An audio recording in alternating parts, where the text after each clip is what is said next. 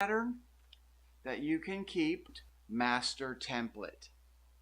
And with this template, you can design any swimsuit that will fit you every time. In this class, you're going to learn to make a pattern with a ruler and a pencil. When we design our swimsuit for our bust point, we put the awl at the 0 and we measure out our depth of cup.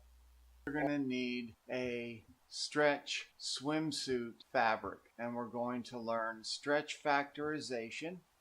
I'm going to give you 20 pages of hard copy explanation. In this class, you're going to learn all the things that you need to draft, develop, assemble, and complete a swimsuit of your dreams.